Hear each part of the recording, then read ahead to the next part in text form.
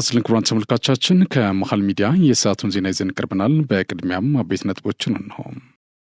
አንጃው ህወሓት ቡድን ከሻዕቢያ ጋር እሰራለሁ በማለቱ የትግራይ ህዝብ ቡድኑን አንቅሮ እንዲተፋው ምክንያት እንደሆነው የፖለቲካ ተንታኙ አያና ፈይሳ ተናገረ።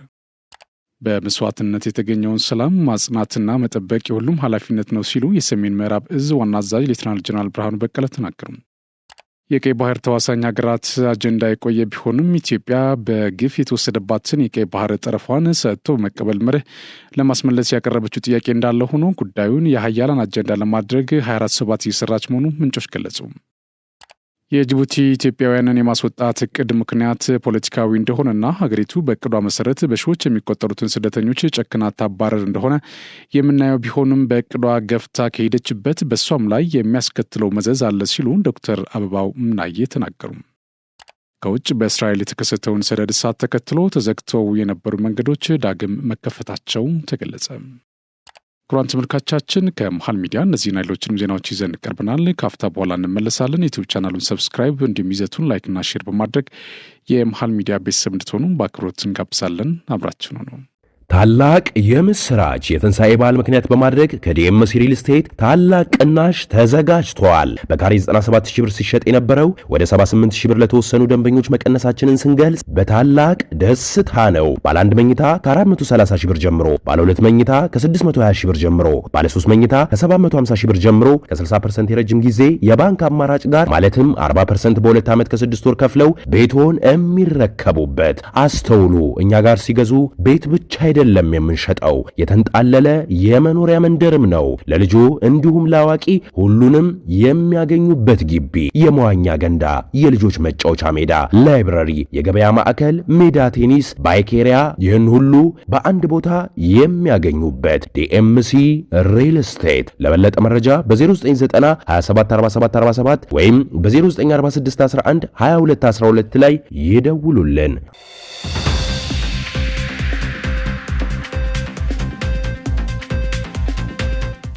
በቅድሚያም የሪፐብሊኩ ጥበቃ ኃይል ዋና አዛዥ ብርጋዴር ጀነራል ተስፋዬ ረጋሳ የጥበቃ ኃይሉ ክብር ዘብ በጥሩ ዲሲፕሊንና ብቃት ካላቸው የሰራዊት አባላት ተውጣቶ የተቋቋመ መሆኑን ገልጸው የተሰጣቸውን ኃላፊነት በመወጣት በአማረ ቁመና ዲፕሎማትና የተለያዩ ሀገራት መሪዎችን በክብር የሚቀበሉና በክብር የሚሸኙ የሀገር ኩራት መሆናቸውን ተናገሩ። በአንድ ዓመት ቆይታቸው ውጤታማ ስራዎችን በተፈለገው ልክ መፈጸማቸውን የገለጹት አዛዡ ቀጣይም ከዚህ የበለጠ የሀገራቸውን ገጽታ ማሳየት በሚችል መጠን የተቋቋሙበትን ዓላማ ይበልጥ ማሳካት እንደሚገባቸው አመላክቷል። የሪፐብሊኩ ጥበቃ ኃይል የሰራዊት ስነ ልቦና ግንባታ ኃላፊ ኮሎኔል ኡመር ረሺድ ክፍሉ በአጭር ጊዜ ውስጥ የሰራቸው ስራዎች ይበል የሚያሰኝና የሚበረታታ መሆኑን ተናግረው የክብር ዘብ ክፍሉ የተሰጠውን ግዳጅ በአግባቡ ይወጣ ዘንድ በስልጠናና በተለያዩ ነገሮች እገዛ ላደረገው የመከላከያ ሰራዊት ስነ ልቦና ግንባታ ዋና ዳይሬክተር ምስጋና አቅርበዋል። የሪፐብሊኩ ጥበቃ ኃይል የክብር ዘብ ኃላፊ ሻለቃ ቀልቤሳ ቀበታ በበኩላቸው ክፍሉ ከተመሰረተበት ጊዜ ጀምሮ በአድዋ ሙዚየም፣ በቤተ መንግስት፣ በአፍሪካ ህብረት ለሀገራት መሪዎች አቀባበል በማድረግ የሀገርን ገጽታ በሚያሳይ መልኩ ስራዎችን በመስራት ላይ ስለመሆኑ ተናግረዋል። በሰሜን ጎንደር ዞን ደባርቅ ከተማ በቀጠናው የሚገኘው ኮር አዛዥ ብርጋዴር ጀነራል ሐሽም ኢብራሂም የመሩት ከጸጥታ ኃላፊዎች ከወረዳ አመራሮች ጋር ውይይት ተካሄደ።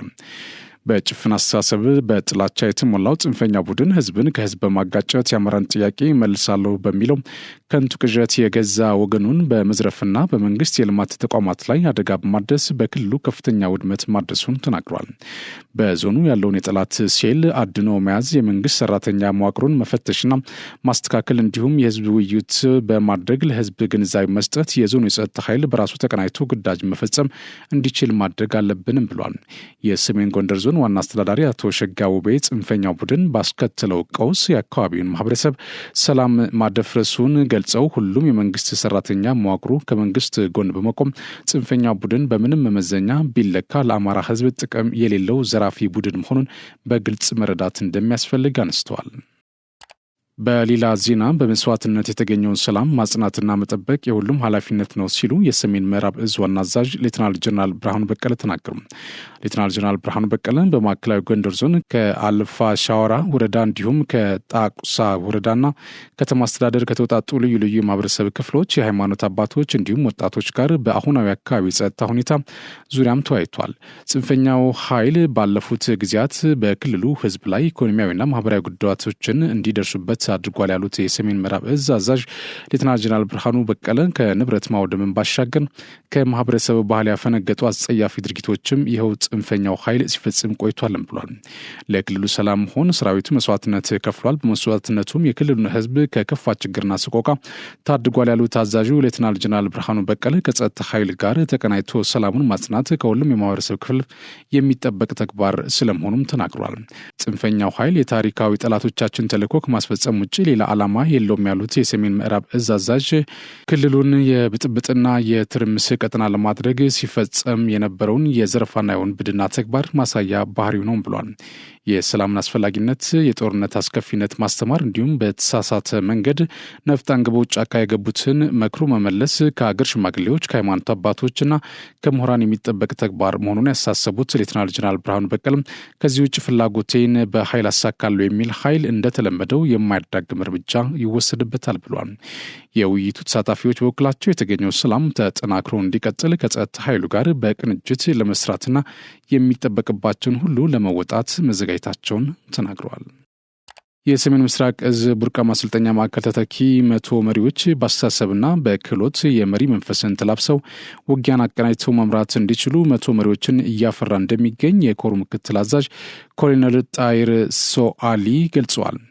የእዙ ማሰልጠኛ ማዕከል ሰልጣኞች ካላቸው የውጊያ ልምድና ተሞክሮ በተጨማሪ በስልጠና ያገኙትን እውቀት አጣምረው ወደ ክፍላቸው ሲመለሱ በጠላት ላይ የበላይነትን በማግኘት ድል መቀዳጀት እንዲችሉ የሚያግዝ ስልጠና መሆኑን ተናግረዋል። በተመሳሳይ የኮር ምክትል አዛዥ የሆኑት ኮሎኔል አዲሱ በድሩ መሪ ማለት በሰላም ወቅት የመሪው ሰራዊት ስነ ልቦና ይገነባል፣ ለውጊያ ያዘጋጃል፣ ያሰለጥናል፣ ሁኔታዎችን ያስረዳል፣ በየደረጃው አባላቱ ሙያው ብቃት እንዲኖራቸው ያሰለጥናልና እናንተም ይህን ልምድ ከምትወስዱት ስልጠና ጋር በማጣመር ለምትመሩት ክፍል አርአያ መሆን አለባቸው ሲሉ ተናግረዋል።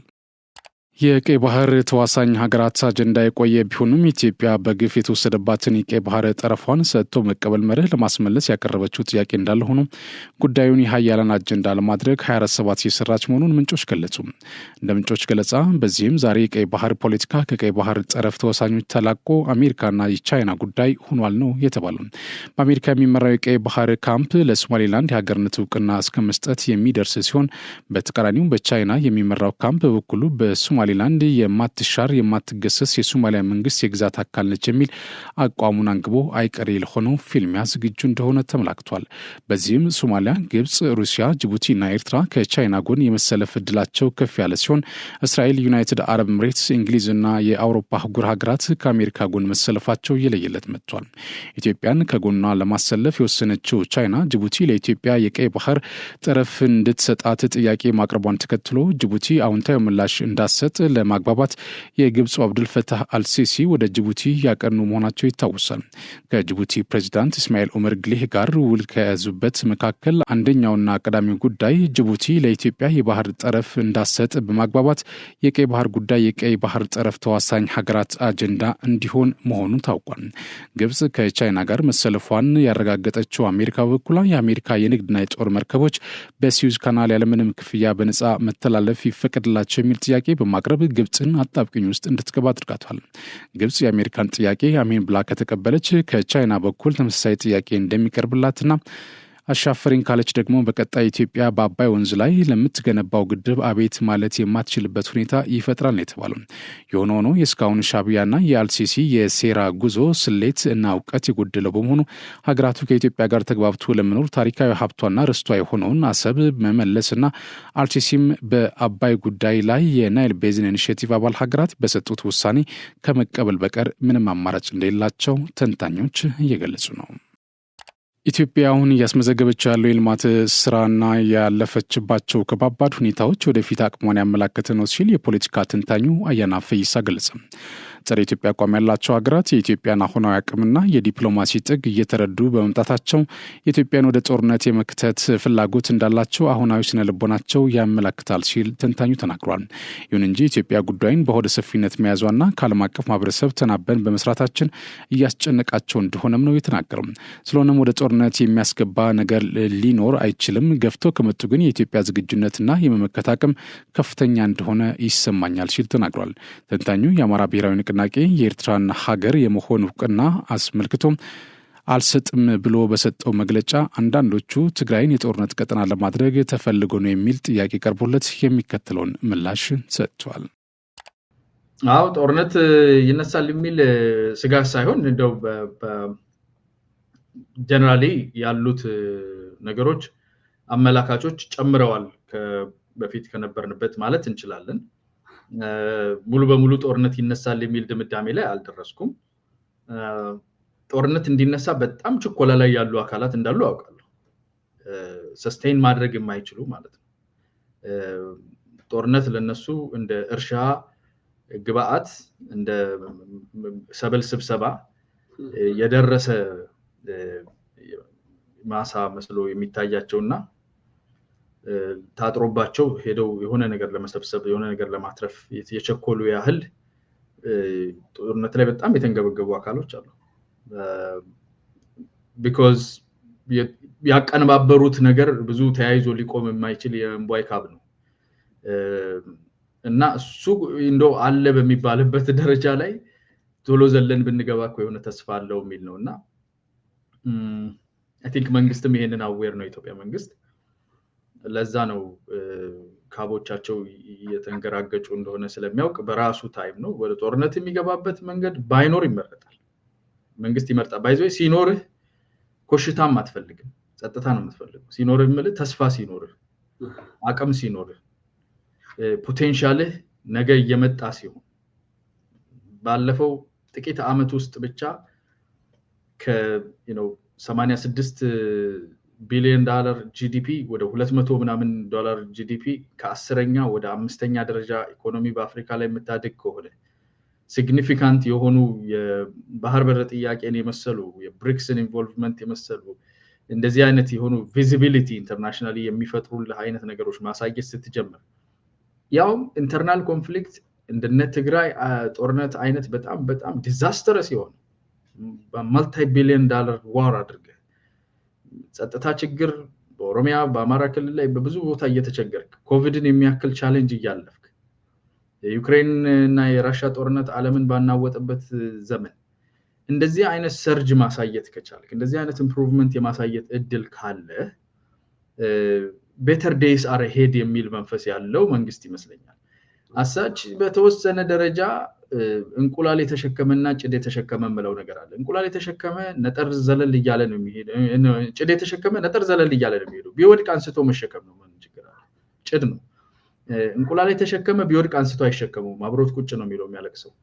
ሶ የሚሰበር ፍራጃይል የሆነ ቫልዩብል የሆነ ነገር እንደመያዛችን ሰፊም ተስፋ እንደመኖሩ ዲስትራክትድ መሆን መጨናገፍ ላንፈልግ እንችላለን እንደ ሀገር። አሁን እንደነ ኤርትራ አይነት ሊትራሊ ውጪ ችግር ከሌለ የመን አሁን ሱዳን ወታደር አሰልፎ የሚዋጋ ኢትዮጵያ ውስጥ ስፖንሰር የጠየቀውን አይዲዮሎጂ አይጠይቅህም። አንተ ኢትዮጵያ ውስጥ ነው የምትተኩሰው ካልክ ጥይቱን ይሰጣል። የት ነው የምትተኩሰው ነው ሎኬሽን ብቻ ነው ጂፒኤስ ብቻ ነው። ኢትዮጵያ ውስጥ ነው ሌላ ቦታ ኢትዮጵያ ውስጥ ነው የምትተኩሰው ካልክ እንካያዝ ሐሳብህ ምን ይሁን አያውቅም። ለምንም ቢሆን እዛ መተኮሱ ነው ዋናው ነው ብቸኛው መገምገሚያ የት ነው ይሄ ጥይት የሚተኮሰው ነው። ኢትዮጵያ ውስጥ ከሆነ ወሰደው ነው የሚልና ከየመን ጋር እንደዚሁ ነው። ዲስቴብላይዘር ነው ኢንተርናሽናል ኮሚኒቲ ሜጀር ዲስቴብላይዘር አይደለ ሪጂናል ዲስቴብላይዘር ብለውት ነው የሚቆጥሩት እና አልሸባብን እንደምናም የሚያሰለጥን ነው። ሀገር ውስጥ ያለውን ህዝብ ያኖረበት ይዘት ብዙ ጊዜ የምንሳሳተው ኤርትራ እንደዚህ እንላለን። ኤርትራ እንደዚህ ማለት አልችልም። ኤርትራ እንደ ሀገር እድል ያላገኘ ሀገር ነው። ብቻውን ሀገር ሆኖ መኖር ከጀመረበት ጊዜ ጀምሮ ምንም ለማድረግ እድል ያላገኘ አትኛውንም ፖቴንሻሉን የህዝቡን ፖቴንሻል የህዝቡን በጣም የሚተባበር ጠንካራ ሃርድ ወርኪንግ የሆነ ህዝብ ነው። ኩሩ የሆነ ህዝብ ነው። አስብ ከቲክታክ ላይ ቪዲዮ ተቀርጾለት በካሴት ተከራይቶ እንዲያይ ያደረገው ፖቴንሻል የከለከለው መንግስት ነው ላይ እድል እንኳን የማይሰጠው ህገ መንግስቱን ዘግቶ ፓርላመንት ዘግቶ ምርጫ ዘግቶ ሃይጃክ አድርጎት ያለ መንግስት ነው ያለው ይሄ ህግደፍ የሚባለው ፓርቲና አቶ ኢሳያስ አፈወርቂ ነው የራሱ የግል ፓርቲው ነው ሶ እንደዛ አይነት ነገር ሲኖር ሀገር ውስጥ ሰው እንዲመጣ አቴንሽኑ ወደ ውስጥ እንዲመለስ አትፈልግም ሶ ዲስትራክሽን ነው እዛም ውጪም ይሄን አረጉብን በድሮ ስዊፍት ያዘጋብን ወያኔናት ምናምን ጠላታችን ይላቸው ነበር አሁን ተመልሶ ከነሱ ውስጥ አንዳንድ አካላትን ነገር ከተረጋጋ ፋይላችን ይከፈትና እንሰቀላለን ብለው የሚፈሩ አሉ እነሱን ወደ ራሱ ትንሽ አስጠግቶ እዛው ትግራይ ውስጥ ባልተለመደ ሁኔታ ኢቭን እስከ አንዳንድ እስከ ትጥቅ ትግል ሊሄዱ የሚችሉ አካላት ሁሉ እስከ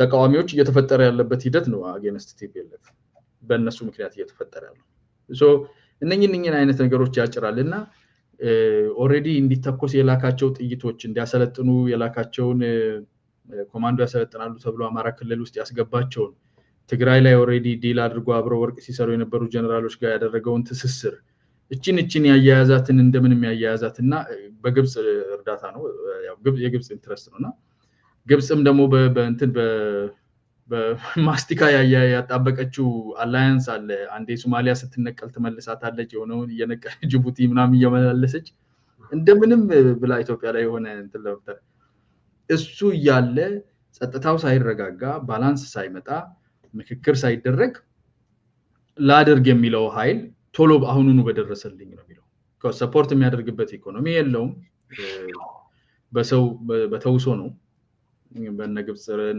አይዞባይነት እና ካታርና ሳውዲ አካባቢ ያሉ መንግስታት ቴምር በጣሳ ኤክስፓየር ሊያደርግ 6 ወር የቀረው ቴምር እንደዚህ እየሰጡ የመገቡ እንደዚህ ነው በቃ በግድ ተያይዞ ያለ ነው ስለዚህ ይቸኩላል ይሄ ኃይል ገብቶ በረሃ ላይ ምናምን ቁጭ ብሎ ረጅም ሰዓት መቆየት አይችልም ብዙ ችግር አለበት ይሄን ያያያዘውም ነገር ይፈራረሳል እንዳየው ይጋለጣል ይወጋጋል አንዳንዱ ትቶት ይሄዳል አላያንሱ ይፈርሳል ስለዚህ ቶሎ አጋግሜ ይሄ ነገር ወደ ኮንፍሊክት በመጣና አንስቴቢሊቲ ፈጠረ ምናልባት እድል ለሞክር ነው because በተረጋጋ በጤነኛ መስመር ሊዋጋ የሚችልበት አቅሙ ደካማ ነውና ሶ እንደዛ አይነት ነገር ስላለ ምናልባት በኢትዮጵያ መንግስት በኩል ኦፍ ኮርስ አንዳንድ ቦታ ላይ አቅም የማሳየት ፖስቸር የማድረግ ነገር ይኖራል ግን በብዛት ፖስፖንድ አድርጎ ጤነኛ በቅደም ተከተል ቀጥተኛ የሆነ ኢንቮልቭመንት እንዳይፈጠር ከኢንተርናሽናል ኮሚኒቲም ጋኛ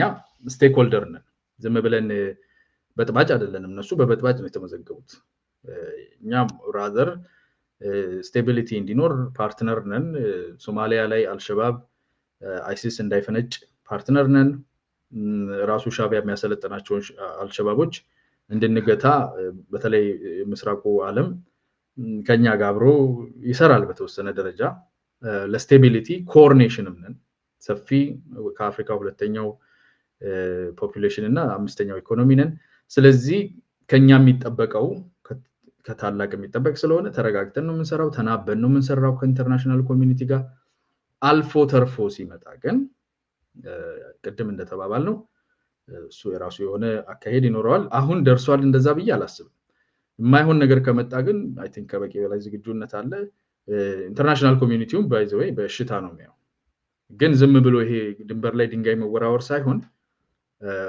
የኤርትራም ህዝብ ጤነኛ የሆነ ቀጠናውም ጤነኛ የሆነ ነገር ውስጥ የሚገባበት ኦፕሬሽን ነው የሚሆነው እንደዛ አይነት አካሄድ ከሄድን ብዬ አስባለሁ በመቀጠልም አንጃው ህወሓት ቡድን ከሻቢያ ጋር እሰራለሁ በማለቱ የትግራይ ህዝብ ቡድኑን አንቅሮ እንዲተፋው ምክንያት እንደሆነው የፖለቲካ ተንታኙ አያና ፈይሳ ተናግሯል። መንግስት በትግራይ ጉዳይ ላይ ያደረገው ወደ ሰፊነትና ውሳኔ እጅጉን የሚደነቅና የብዙዎችን ሴራ ያከሸፈ ነበር ብሏል።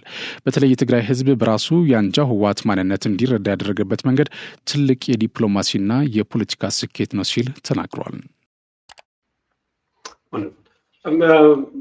ምንድነው ደርሷል እንዳትል ያደረገ መንግስት እየቀረ ነገር አለ ወይ? ለምሳሌ አንዱ ምናልባት እኔ በጣም ቆንጆ አድርገህ የገለጽከው ያ ኃይል ጦርነት ማሳው ነው ሰሶ ጦርነት በረከቱ ነው የቀረው ድሉም ነው ከዛ ውጪ ሌላ አማራጭ ከሌለው ወደዛ እየተንደረደረ ከሆነ ትግራይ ክልል ውስጥ የሚሆን በፌደራል ደረጃ የቀረ ያን ኃይል ወደዛ ለሱ ማሳ ለሌላው መታረጃ ቦታ ነውና ያ ወደዛ እንዳይገባ ሊያደርግ የሚችል የቀረ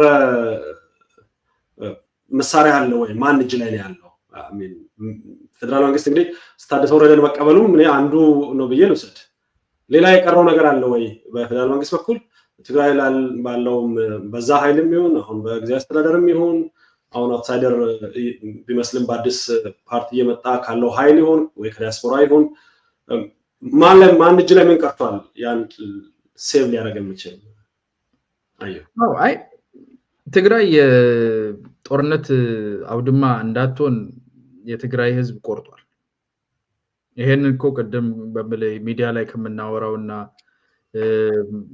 ታዋቂ ፖለቲከኞችና ተንታኞች ጋዜጠኞች ከሚናገሩት በዘለለ መሬት ላይ ህዝቡ ቲፒኤልኤፍን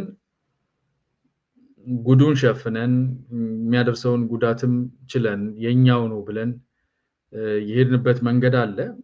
ግን at the expense of እኛ እስክንጠፋ ድረስ እኛ የፈለገ ቢደርስብን ራሱን ጥቂት ሰዎች ለማዳኛ ሲል ከሻቢያም ጋር ከመስራት ድረስ የሚሄድ አካል ከሆነ ድንበር ሊሰመርለት ይገባል ያለ ይመስላል የትግራይ ህዝብ። እኔ የፌደራል መንግስት በእውነቱ ከፕሪቶሪያ በኋላ የሚገርም ጥበብ ነው ያሳየው ብዬ አምናለሁ። because ፕሪቶሪያ ይፈቅድለታል ገብቶ ዛ የሽግግር መንግስቱ አካል እንዲሆን ይፈቅድለታል። ቀጥተኛ ኢንቮልቭመንት ሊያደርግ ይችላል፣ ወታደር ማስገባት ይችላል፣ መቀሌ ላይ ብዙ ነገር ላይ ዳይሬክት ኢንቮልቭመንት ማድረግ ይችላል። በዛ በቁስል ላይ እንደዛ አይነት ስምምነቱ ብቻ ፈቀደልኝ ብሎ ቢሄድ ኖሮ ያለው ግጭት ወደ ማመርቀዝና ተመልሶ የማገርሸት ነገር ይኖረው ነበር።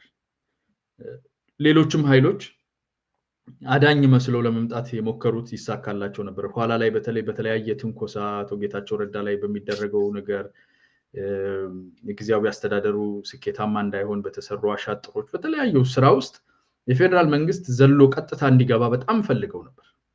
ለማስገባት ግልጽ የሆነ ኦፕን የሆነ ኢንቪቴሽን በሚመስል ደረጃ ተተናኩሰዋል። ይሄንን በትግስት አይቶ በራሱ የቆየ የፖለቲካ ካልቸር ያለው ህዝብ ነውና በራሱ የፖለቲካል ካልቸር ቲፒኤልኤፍን እንዲያየው አይኑን ገልጦ because አላየውም። ከትግሉ በኋላ 27 ዓመት ሀገር ሲያስተዳደር ሩቅ ነበር። በቅርብ በስብሰባ በምን ከሚደረገው ባለፈ በቅርብ ተጠግቶት አላየውም ይሄንን ፓርቲና ይሄ ፓርቲ እዛው ኮንፋይንድ በሆነ ኤንቫይሮንመንት ውስጥ እንዴት ሪአክት እንደሚያደርግ ማንን እንደሚያስቀድም ፕራዮሪቲው ማን እንደሆነ ምንም የማይጠየፍ ራሱን እስከጠቀመው ድረስ ራሱን እስካስተረፈ ድረስ ከሻቢያም ጋር ጭምር ተሳስሮ እንደሚገኝ ህዝቡ በደንብ አይቷል። ጦርነትም ቀስቅሶ ሆነ ህዝብን መስዋዕትነት እንደገና አስከፍሎ ራሱን እድሜ ማራዘሚያ ሊገዛ እንደሚፈልግም አየው ህዝቡ። ግልጽ የሆነ ህዝቡ ኤክስፒሪየንስ እንዲያደርገው የራሱን ኦፒኒየን ፎርም እንዲያደርግም የፈቀደ ዲሉም ደግሞ እንዲከበር የፕሪቶሪያው ዲል እንዲከበር መንግስት በጣም ከርቀት ሆኖ ቦታ ፈቅዶለት ያደረገው ነገር ረድቶታል ብዬ አስባለሁ። አሁን ብዙ አጀን የምታስገባበትም አይደለም። ኦፍ ኮርስ የዲዲአር ፕሮሰሱ የዲስአርማመንት ኤንድ ዲሞቢላይዜሽን በአቶ ጀነራል ታደሰ ወረደ ወደ ከጀመሩ አሁን እንግዲህ ሁለተኛ ሳምንታቸው ነው መሰለኝና በዚህ አጭር ጊዜ ውስጥ ኦሬዲ የተወሰኑ ነገሮች እያየን ነው። በፊት የነበሩትም አሉ። አሁን ወደ 70,000 ሰዎች እንደገና እንዲህ አይነት ሂደት ውስጥ እየተጀመረ ያለ ነገር አለ። ትጥቅ መፍታቱ ዲሞቢላይዝ አድርጎ ሪኢንተግሬት ወደ ማህበረሰብም ወደ ታጠቀው ወደ ህጋዊ መዋቅራዊ አሰራሩ የማስገባትም ሂደት እየሄደ ነው። በሱ ተጓዳኝ ደግሞ ከአንዳንድ ሻቢያ ጋር የሚሰሩ ጽንፎች ያላቸውን መንፈስ ደግሞ የሚቃወም ከራሱ ከህዝቡ የወጣ ወጣቱ ደግሞ በጣም የተቃውሞም አቅጣጫ ታያለ። ከሌላ ቦታ መጥቶለት ወይ መንግስትን ቀጥታ ገብቶ ሳይሆን ከሻቢያ ጋር የምትሰሩ ከሆነና የትግራይን አከራይታችሁ የጦርነት አውድማ አድርጋችሁ ሻቢያን የምትጋብዙ ከሆናችሁ ጠላታችን እናንተ መሆናችሁ ታውቋል፣ እረፉልን የሚል መንፈስ በደንብ ወጥቷል ማለት ነው። የጠቅላይ ሚኒስትሩ የምስራቅ አፍሪካ ጉዳዮች አማካሪ ሚኒስትር አቶ ጌታቸው ረዳ ስለ አዲሱ የትግራይ ሊበራል ዲሞክራሲያዊ ፓርቲ ምንነትና ዓላማ ማብራሪያ ሰጡ። በማብራሪያቸው ፓርቲው ዘመኑ የሚዋጀው አወቃቀር ያለውና የትግራይን ወቅታዊ ችግር ከዓለም ነባራዊ ሁኔታ ጋር በማስተሳሰር ዘላቂ መፍትሄ የሚያመጣ ርዕዮተ ዓለም ያለው መሆኑን አብራርተዋል። በዚህም በርከት ያሉ የትግራይ ፖለቲከኞች፣ ምሁራኖችና በየደረጃው ያሉ ወጣቶች የሚካተቱበት እንደሆነም ተመላክቷል። አቶ ጌታቸው ፓርቲያቸው ምንም እንኳን በምርጫ ቦርድ እውቅና ገና ያልተሰጠው ቢሆንም የህወሓትን መፈረካከስና ከፓርቲ የመሰረዝ ሁኔታውን ከግምት በማስገባት ፓርቲው ሊቋቋም እንደተቻለ ለማወቅ ተችሏል። የአዲስ የአቶ ጌታቸው ፓርቲ በትግራይ ክልል ያሉ አሁናዊ ችግሮች ጨምሮ በቀጣይ ተራማጅ የሆነ የፖለቲካ አስተሳሰብን ብቻ እውን ለማድረግ ተስፋ እንደተጣለበት ለማወቅ ተችሏል። የአቶ ጌታቸው ረዳን የፓርቲያቸው ምንነት ያብራሩበትን ቪዲዮ ተከታትለን እንመለስ። ናወራ ወይም ስለ ዴቨሎፕመንታል ስቴት ስናወራ መነሻችን መሆን ያለበት ቢያንስ ለአሁኑ ውይይታችን መነሻ መሆን ያለበት ኒዮ ሊበራል ፖለቲካል ኢኮኖሚ ላይ በኒዮ ሊበራል አስተሳሰብ ላይ የስቴት ሚና ምንድነው በሚል ነው መነሳት ያለበት።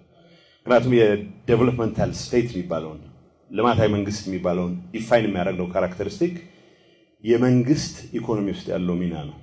ስለዚህ መነሻው በኒዮ ሊበራል ፖለቲካል አስተሳሰብ ውስጥ መንግስት ምን አይነት ሚና ሊኖረው ይገባል። ምክንያቱም ክላሲካል ወደሆነ ኢኮኖሚክ አስተሳሰብ ክላሲካል ወደሆነ ሊበራል አስተሳሰብ ብንገባ እንትናችንን በጣም ያረዝምብናል። ስለዚህ በኒዮ ሊበራል ፖለቲካል ፓራዳይም ውስጥ የስቴት ሚና ምንድነው የሚለውን ነገር በማንሳት ነው። ለዚህ በምንሰጠው መልስ ላይ ተመስርተን ነው ዴቨሎፕመንታል ዴሞክራቲክ ስቴት የሚባለው ልማታዊ ዴሞክራሲያዊ መንግስት ምንድነው የሚለውን ነገር ለማንሳት የሚቻለው። ስለዚህ ሴንትራል መነሻችን የመንግስት ሚና ነው። ኢኮኖሚ ውስጥ መንግስት ሊኖረው የሚችለውና የሚገባው ሚናን በሚመለከት ነው። ስለዚህ በኒዮ ሊበራል ፖለቲካል አስተሳሰብ ውስጥ መንግስት የፕራይቬት ፕሮፐርቲ ማስከበርና ኮንትራክቶችን ኢምፕሊመንት ማድረግ ኢንፎርስ ማድረግ ላይ ብቻ የኮንፋይንድ የሆነ ናይት ዎችመን ስቴት መሆን አለበት ብሎ ያምናል። ስለዚህ መንግስት በኢኮኖሚ ውስጥ ያለው ሚና በነጋዴዎች መሃል የተገቡ ውሎችን ማስፈጸም ኢንፎርስ ማድረግ፣ የግለሰቦችን የንብረት መብት ማስጠበቅ ነው። ከዛ በዘለለ የሚፈተፍትበት ምክንያት የለውም። ስለዚህ ሁለት መነሻዎች አሉት። መንግስት ኢኮኖሚ ውስጥ መግባት የለበትም ብሎ ሲከራከር በኒዮ ሊበራል ፖለቲካ አስተሳሰብ የመንግስት ሚና በዚህ ደረጃ መወሰን አለበት፣ ናይት ዎችማን ስቴት ነው መኖር ያለበት ሲባል ሁለት መሰረታዊ መነሻዎች አሉት። የመጀመሪያው ሬንት ሲኪንግ እና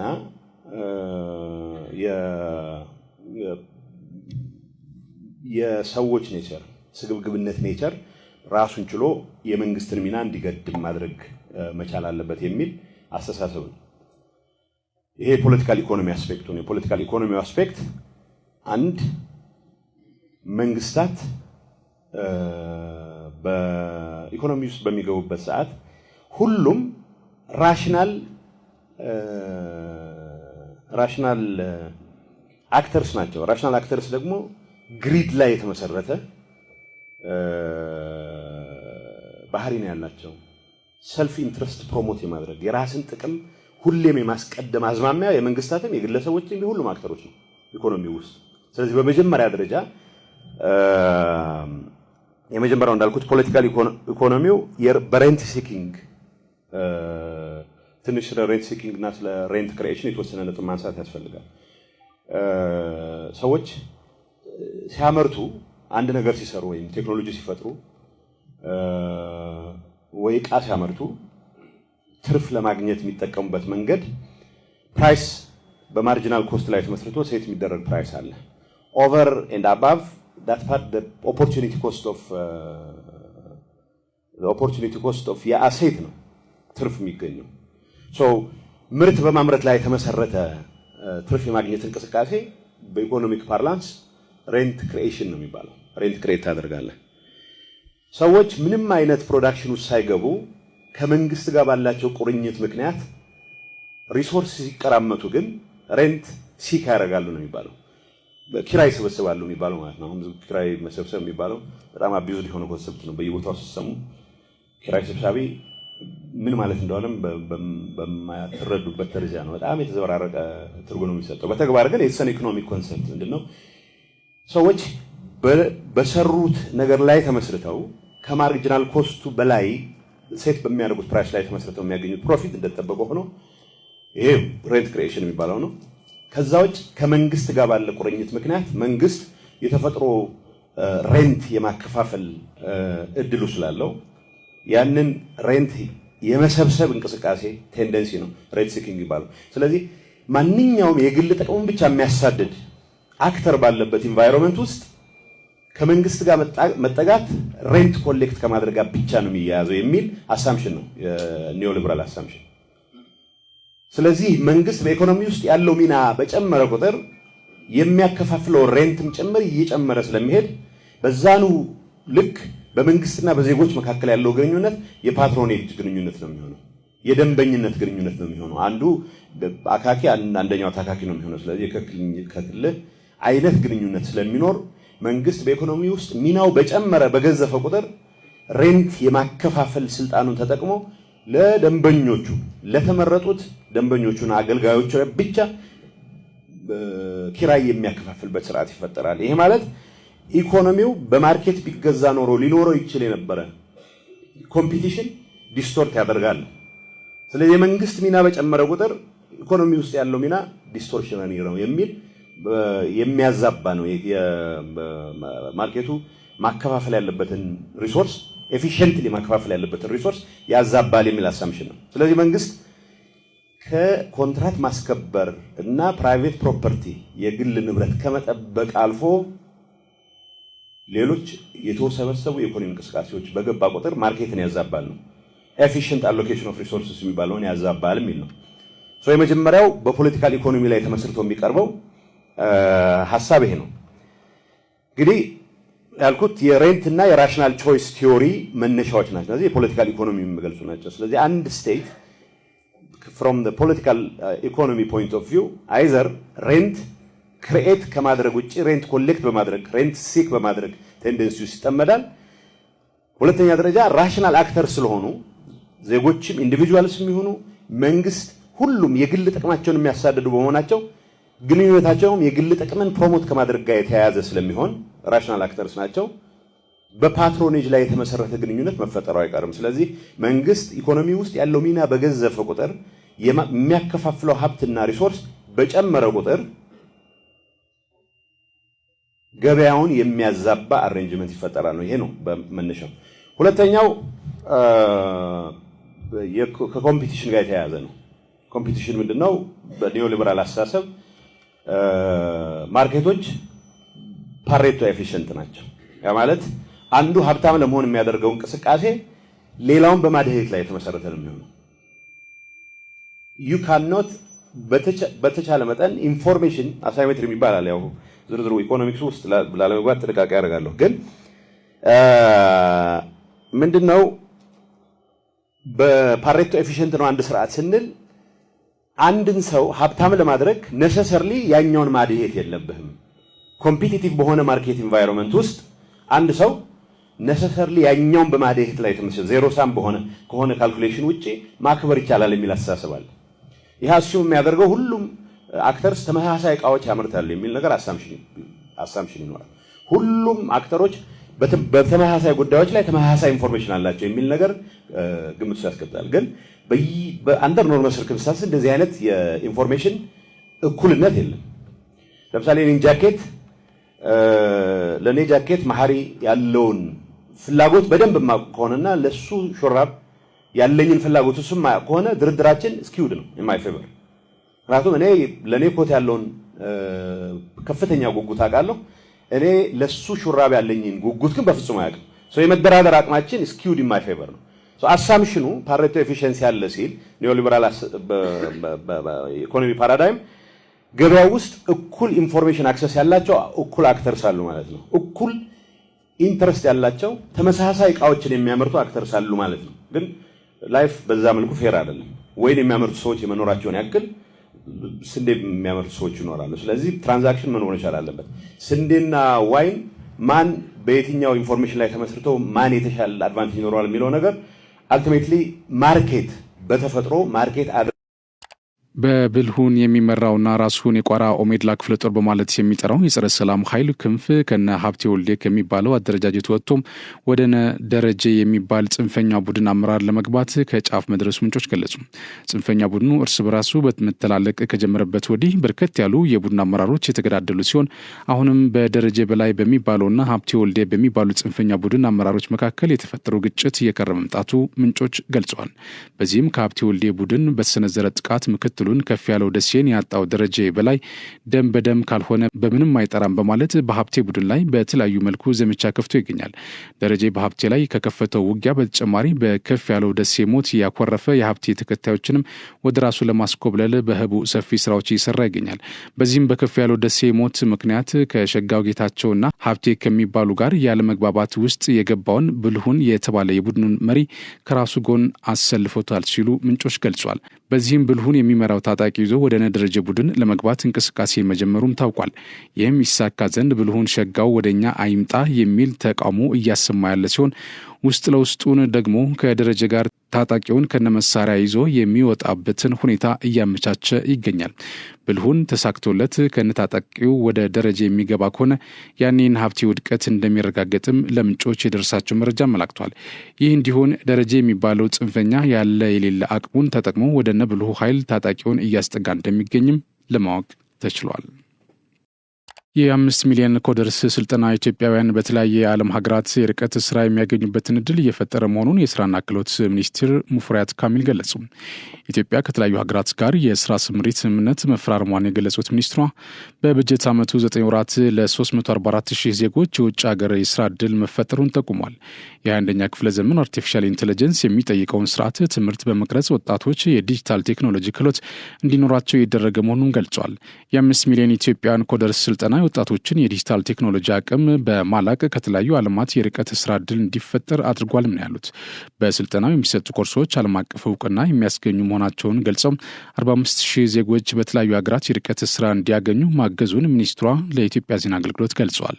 ከተለያዩ ሀገራት ኩባንያዎች ተጨማሪ ጥያቄ የቀረበ መሆኑን አንስተው ወጣቶች ስራውን የሚጠይቀውን የቴክኖሎጂ አቅም ገንብተው ወደ ስራ መግባት ይችላሉ ሲሉም ተናግረዋል።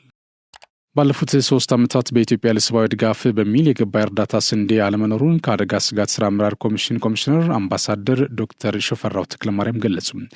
የኮሚሽኑ ስራ የአንድ መንግስት ተቋም ብቻ ሳይሆን ሁሉም ተቋማት ተካተው የድርሻቸውን የሚወጡበት አሰራር የመፍጠር ስራ እየተሰራ መሆኑን ተናግሯል።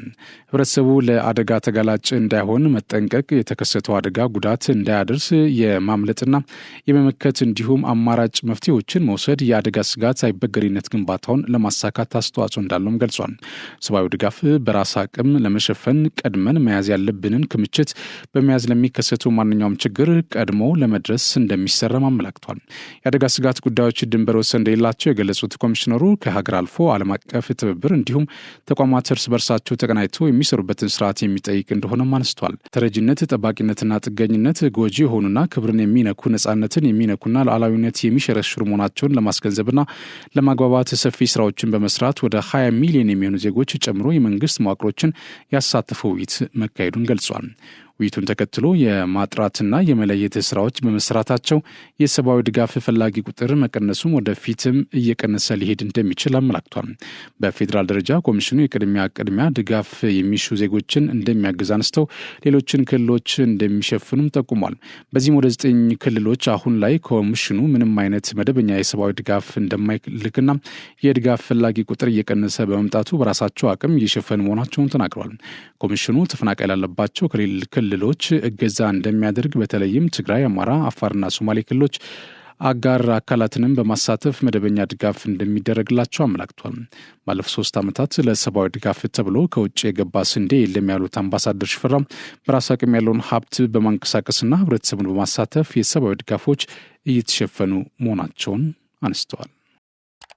የጅቡቲ ኢትዮጵያውያንን የማስወጣት እቅድ ምክንያት ፖለቲካዊ እንደሆነና ሀገሪቱ በእቅዷ መሰረት በሺዎች የሚቆጠሩትን ስደተኞች ጨክና ታባር እንደሆነ የምናየው ቢሆንም በእቅዷ ገፍታ ከሄደችበት በሷም ላይ የሚያስከትለው መዘዝ አለ ሲሉ ዶክተር አባው ምናዬ ተናገሩ። የጅቡቲ መንግስት በሀገሩ የሚገኙ ውጭ ሀገር ዜጎች በአንድ ወር ጊዜ ውስጥ በፍቃዳቸው ለቀው እንዲወጡ ካልሆነ ግን በግዳጅ እንደሚባረሩ አስታውቋል። ሰነድ አልባ የሆኑ የውጭ ሀገር ዜጎች ሀገሪቱን ለቀው እንዲወጡ የተሰጣቸው ቀነ ገደብም በመጪው ቅዳሜ ይጠናቀቃል ተብሏል። ይህ መንግስታዊ ትዕዛዝ ያተኮረው በእኛ ላይ ነው የሚሉት በዚያች ሀገር የሚኖሩ ኢትዮጵያውያን ስደተኞች በበኩላቸው በአጭር ጊዜ ውስጥ መውጣት ስለማንችል ተጨንቀናል ብለዋል። ከዚህ አልፎም የመንግስትን እርዳታ እየጠየቁ ይገኛሉ። አንድ የዜና ወኪል በጉዳዩ ዙሪያ ሙያዊ አስተያየት እንዲያጋሩ የጠየቃቸው ባለሙያ በበኩላቸው ይህ የጅቡቲ እቅድ ፖለቲካዊ ይዘት እንዳለው ገልጸው ወደ ተግባር ከተሸጋገረ ለጅቡቲ ለራሷም ከባድ መዘዝ ያስከትላል ብሏል። በአዲስ አበባ ዩኒቨርሲቲ የማህበረሰብ ሳይኮሎጂ መምህርና የፍልሰትና የስደት ጥናት ማዕከል አስተባባሪ የሆኑት ዶክተር አባው ምናዬ ጉዳዩ ጂኦፖለቲካዊ ነው፣ መፈታትም ያለበት በውይይት ነው ብሏል።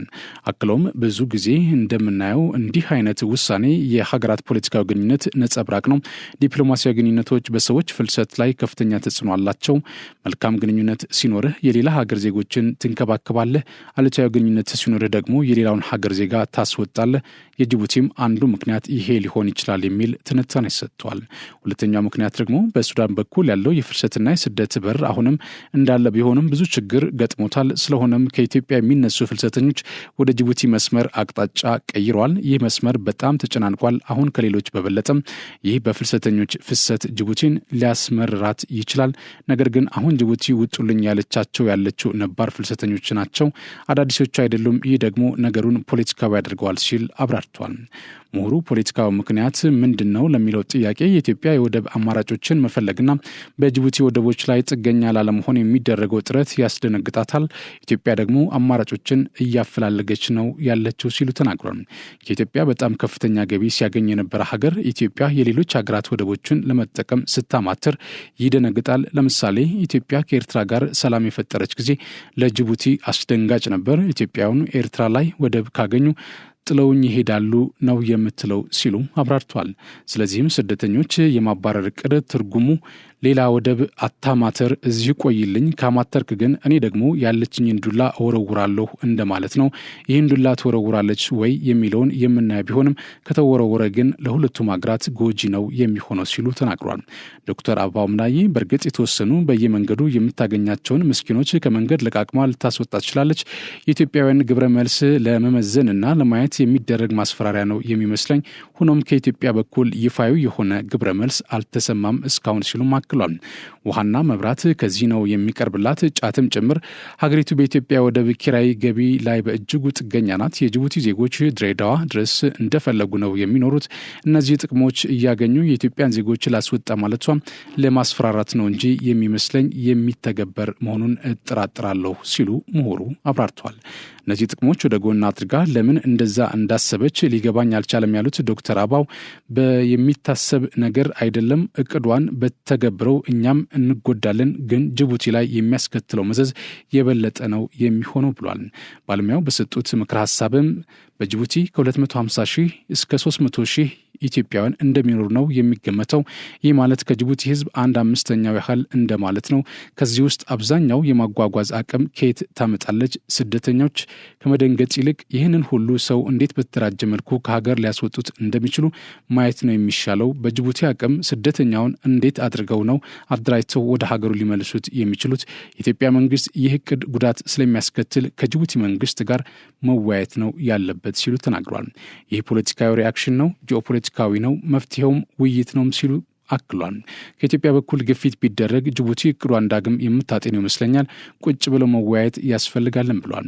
ለሁሉም ግን መዘጋጀት ጥሩ ነው። ስደተኛው ደግሞ መንግስት የሚሰጠውን አቅጣጫ ተከትሎ ሰነዶችን እያዘጋጀ የሚሆኑትን ነገሮች መጣበቅ አለበት።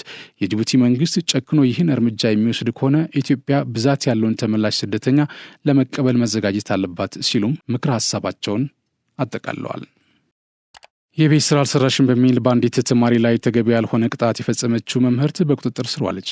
በኮልፌ ቀራኒዮ ክፍለ ከተማ በሰላም በር ቅድመ አንደኛና አንደኛ ደረጃ ትምህርት ቤት የሁለተኛ ክፍል ተማሪን የቤት ስራ አልሰራሽም በማለት ተገቢ ያልሆነ ቅጣት በፈጸመችው መምህርት ላይ እርምጃ መወሰዱን የአዲስ አበባ ከተማ አስተዳደር ትምህርት ቢሮ የህዝብ ግንኙነት ክፍል አስታውቋል። ቢሮ ጥፋቱ ስለመፈጸሙ መረጃ እንደደረሰው አፋጣኝ እርምጃ መውሰዱን የትምህርት ቢሮ የህዝብ ግንኙነት ክፍል ተናግሯል። ትውልድን ከመቅረጽ የነገ ሀገር ተረካቢ ተተኪ ዜጋን ከመፍጠርና የቀለም እናት ከመሆን ባለፈ ከእናት የማይጠበቅ ያለንበትን ዘመንና ወቅት የማይዋጅና የማይመጥን መሰል ድርጊት መፈጸም ተገቢ አይደለም ብሏል። ድርጊቱ እንደተፈጸመ ጥብቅ ክትትል በማድረግ ወዲያውኑ የማጣራት ስራዎች እንዲሰሩና መምህርቷ በህግ ከሌላ ውስጥ እንድትሆን መደረጉም ተገልጿል። ጉዳዩም በህግ አግባብ እንዲታይና ፍትህ እንዲያገኝ በትኩረት እየሰራ እንደሚገኝ ገልጿል። ጉዳቱ የደረሰባት ተማሪም ሕክምና አግኝታ በጥሩ የጤንነት ሁኔታ ላይ የምትገኝ ሲሆን በነገው ዕለትም ትምህርቷን ትጀምራለች ተብሏል። መሰል ችግሮች እንዳይፈጸሙና ሌሎችም ትምህርት እንዲሆን ይህ እርምጃ መወሰዱንም ነው የተመለከተው። በደቡብ ምዕራብ ኢትዮጵያ ክልል ኮንታ ዞን አመያ የመጀመሪያ ደረጃ ሆስፒታል 7 ኪሎ ግራም የሚመዝን እጢ በቀዶ ሕክምና ለማስወገድ ተችሏል። በሆስፒታሉ የማህፀንና ጽንስ ስፔሻሊስት ዶክተር ሀብታሙ ንጉሴ እንደገለጹት ኢቲው በሆስፒታሉ ደረጃ ለመጀመሪያ ጊዜ የታየ ሲሆን በእስካሁኑ አገልግሎታቸው አጋጥሟቸው አያውቅም። በኮንታ ዞን አመያ ዙሪያ ወረዳ የኮዳ ማጂ ቀበሌ ነዋሪ የሆነችው ወጣት ለጽንስ ክትትል በሚል ሆስፒታል መምጣቷን ነው ዶክተር ሀብታሙ ያብራሩት። ይሁን እንጂ በተደረገላት ምርመራ ወጣቷ አለማርገዟ ታውቋል። በተደረገላት የቀዶ ሕክምና 7 ኪሎ ግራም የሚመዝን እጢ ከሆዷ ለማስወገድ ተችሏል። ወጣቷ በአሁኑ ሰዓት በአመያ የመጀመሪያ ደረጃ ሆስፒታል ሕክምና የተደረገላት በጥሩ ጤንነት ላይ ትገኛለች።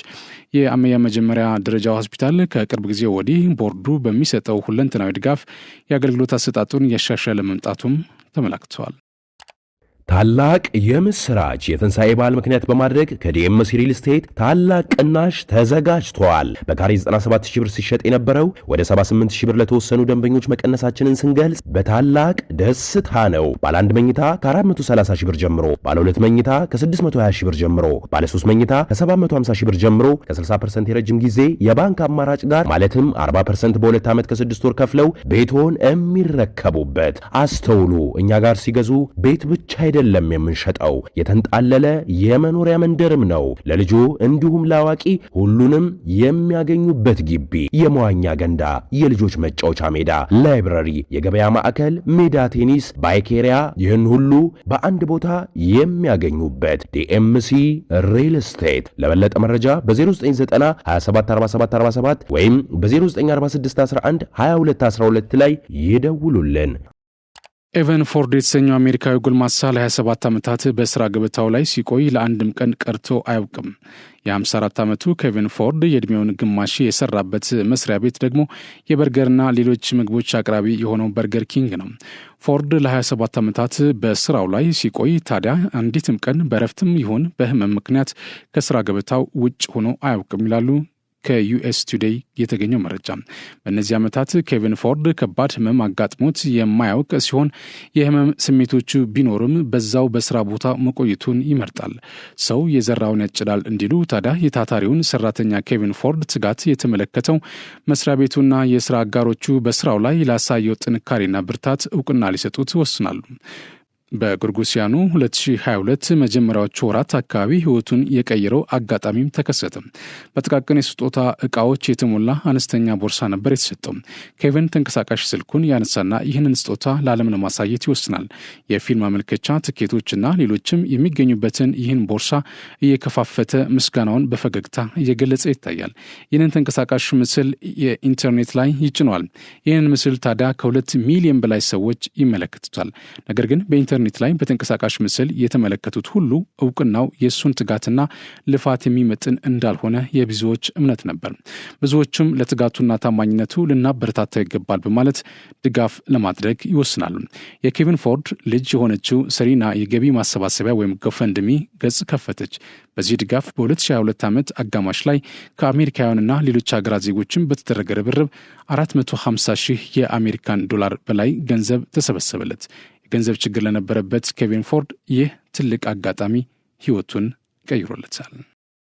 በእስራኤል የተከሰተው ሰደድ እሳት ተከትሎ ተዘግተው የነበሩ መንገዶች ዳግም ተከፈቱ። እስራኤል ያጋጠማትን ከባድ ሰደድ እሳት ተከትሎ መንገዶች እንዲዘጉ ተደርጎ እንደነበር ይታወሳል። ከኢየሩሳሌም በቅርብ ርቀት ላይ የተከሰተው ከባድ ሰደድ እሳት መዛመቱን ተከትሎ ነዋሪዎች አካባቢያቸውን ለቀው እንዲወጡ ትዕዛዝ ተላልፏል። ባለፉ ከባድ የአየር ጠባይና በኃይለኛ ንፋስ ታግዞ የተዛመተ የሚገኘውን የሰደድ እሳት ለመቆጣጠር የእሳት አደጋ ሰራተኞች ጥረት በማድረግ ላይ መሆናቸውን ሲኤንኤን ዘግቧል። የእስራኤል መከላከያ ሚኒስቴር ሀገሪቱ ብሔራዊ አደጋ ጊዜ ላይ መሆኗን ገልጾ የሰደድ እሳቱን ለመከላከል የዓለም አቀፉን ማህበረሰብ ድጋፍ ጠይቋል። የተከሰተው የሰደድ እሳት ምናልባትም በታሪክ ትልቅ የሚባል መሆኑን የገለጹት የኢየሩሳሌም ግዛት የእሳት አደጋ ዲፓርትመንት ኮማንደር ሹሙሊክ ፍሬድማን የሰደድ እሳቱ በሰዓት 60 ማይል ፍጥነት የሚጓዝ በመሆኑ አስጊ አድርጎታል ብሏል። ሮብ ዕለት የተከሰተውን የሰደድ እሳት ለመከላከል እስራኤል ባቀረበችው የድጋፍ ጥያቄ 3 የእሳት መከላከያ አውሮፕላኖች ከጣሊያን ማግኘቷም ተነግሯል። የፈረንሳይ ፕሬዚዳንት ኢማኑኤል ማክሮንም የአደጋ ጊዜ የሚሆኑ አጋዥ ቁሳቁስ መላካቸውን ተዘግቧል። ክቡራን ተመልካቾቻችን ከመሃል ሚዲያ ለሰዓቱ ያዝናቸው ዜናዎች እነዚህ ናቸው። ስለተከታተላችሁ እናመሰግናለን። ቀሪ ዝግጅቶች ይቀጥላሉ። በእኔ በኩል ጨርሻለሁ። በያላችሁበት ሰላም ሁኑ።